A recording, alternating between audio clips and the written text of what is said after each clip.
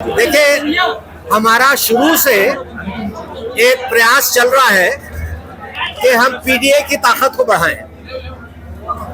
जो हमारा लोकसभा का चुनाव हुआ उसमें हम लोगों ने देखा कि जो कांग्रेस से गठबंधन था और पीडीए का नारा था, उससे समाजवादी पार्टी तीसरी सबसे बड़ी पार्टी की शक्ल में उभरी है।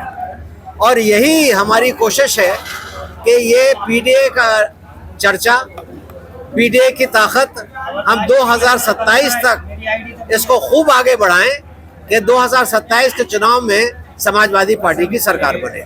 समाजवादी पार्टी के 2027 से पहले संभल पर अपना रुख साफ करेगी। एक तरफ जामा मस्जिद, हिंदू पक्ष का दावा, हरी मंदिर, क्या कहना है? देखिए, ये जो सारी चीजें हो रही हैं, इससे मुल्क आगे नहीं बढ़ सकता। ये चीजें नफरत वाली, नफरत की आवाज उठाना, आज आप औरंगजेब के नाम पे सवाल उठा रहे हैं, आप शिवाजी के नाम पे बातें उठा रहे हैं, जो ना इस दुनिया में हैं, जिनको मरे हुए कई 100 साल हो गए। अरे आपको अगर राजनीति करनी है तो विकास के ऊपर कीजिए, महंगाई के ऊपर कीजिए, बेरोजगारी के ऊपर कीजिए। इस तरह की भावना जो ये लोग भड़काते हैं, इससे इनको वक्ती फायदा मिलता है और मिला इनको 10-12 साल इनको फायदा मिला। मैं अब ये समझता हूँ कि जनता अब इस बात पे आने वाली नहीं है। क्या तैयारी है 2027 के लिए सर? ये फार्मूला है समाजवादी पार्टी का? देखिए, समाजवादी पार्टी के पास बहुत बड़ी ताकत है। समाजवादी पार्टी के पास विकास है। जब अखिलेश यादव जी मुख्यमंत्री थे, जितना काम उन्होंने किया, चाहे वो अस्पताल बनाने का था, सड़कें बनाने का था, स्कूल खोलने का था, एम्बुलेंस चलाने का था, वो लोगों तक पहुंचा और लोग इस बात को मानते हैं। हम उसी विकास के नाम पे और पीडीए के नाम पे अपनी ताकत को आगे बढ़ाएंगे। बीजेपी के मुस्लिम नेता जमात सिद्दीकी आज यहाँ पर आई थी, संभल में कल पहुंचे थे। उन्होंने कहा था मस्जिदों के नीचे तमाम सारे मंदिर हैं। क्या समाजवादी पार्टी ये तो भारतीय जनता पार्टी का एजेंडा है ही। वो कोई नई बात नहीं कर रहे हैं। नफरत फैलाना तो उनका एक नंबर कार्यक्रम है। किसी ने बहुत मजाक में एक बात कही थी कि जब बीजेपी चुनाव हार रही थी तो बहुत परेशानी थी, और ये मजाक की बात है। तो अमित शाह जी बोले, भाई क्या करना चाहिए मोदी जी? उन्होंने कहा, एक नारा दे दो, हिंदू खतरे में।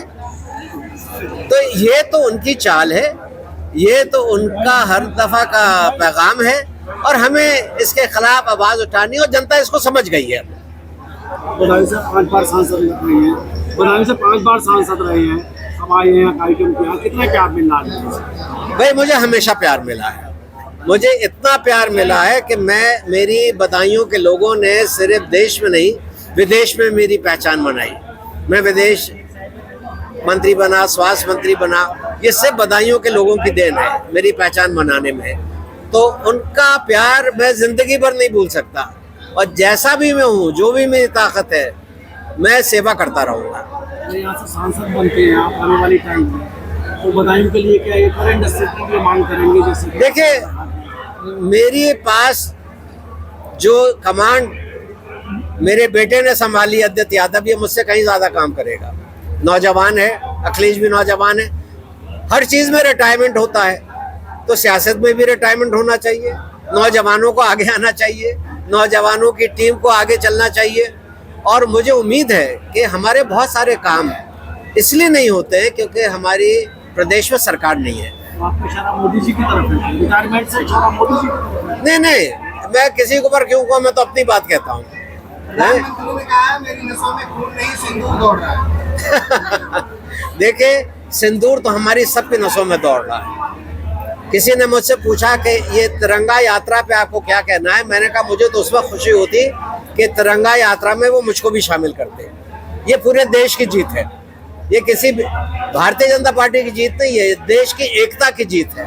सारे ऑपोजिशन को शामिल करते, हमको भी साथ लेके चलते, और हमने ये दिखा दिया कि एकता में ही हमारी जीत है। ऐसे में तमाम भाजपा नेताओं की जो वीडियो है इस वीडियो को वायरल हो रही है, इस पर क्या कहेंगे? कौन सी? बीजेपी नेताओं की तमाम वीडियो वायरल हो रही है, मंत्रियों की और गोंडा के जिलाध्यक्ष की महिलाओं के साथ अश्लील वीडियो। देखिए, ये अगर महिलाओं के साथ होता है तो ये बहुत शर्म की बात है। और वीडियो वायरल हो रहा है, इसका फैसला भारतीय जनता पार्टी को ही करना है। उनके एक मंत्री ने एक हमारी कर्नल सूफिया कुरैशी के ऊपर टिप्पणी की।